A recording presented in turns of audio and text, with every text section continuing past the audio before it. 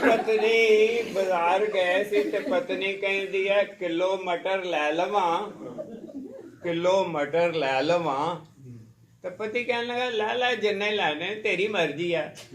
पत्नी कहती मैं तुहाडी राय नहीं पुछ रही, मैं पूछ रही हाँ किलो छिल लोगे कि कट लोगे।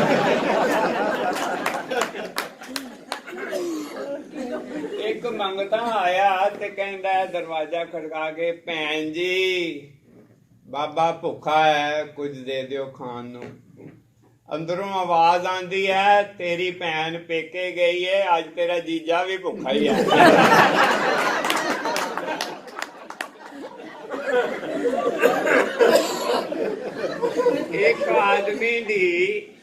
एक आदमी दी लत दी हड्डी टुट गई ते ओ हस्पताल गया ते उत्थे देखिया उन्हें एक आदमी दियां दोवें लत्तां दी हड्डी टुटी हुई सी। ओ हौली जही बड़ी मासूमियत नाल ओनू कहंदा तेरियां दो पत्नियां ने।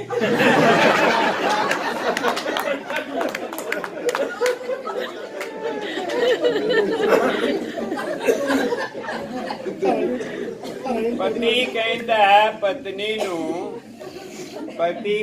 पत्नी नू मैं ना दूजे मुल्क टूर ते जा रहा। तो पत्नी कहंदी है जे इंडिया जाओ तो मेरे वास्ते साड़ी लियावा, ते जे दुबई जाओ तो सोने का हार लियाना, ते जे फ्रांस जाओ तो उतो परफ्यूम लैके आना। पति दुखी हो गए कहंदा जे नरक जावां तो उठों की भेजा, जे नरक जावां तो उठों की भेजा। पत्नी कहंदी उठों वीडियो भेज देना मैं भी देखा मैनू सतान वाले दा उत्थे की हाल होता।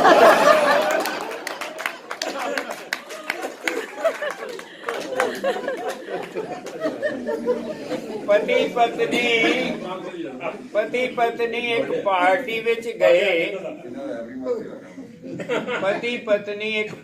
विच गए, ते उथे एक बंदा बड़ा नच रहा सी। पत्नी कहंदी है इनू मैं 10 साल पहला विआह वास्ते रिजेक्ट कर दिता। 10 साल पहला विआह वास्ते रिजेक्ट कीता सी। तो पति कहना देखो हाले तक खुशी मना रहा।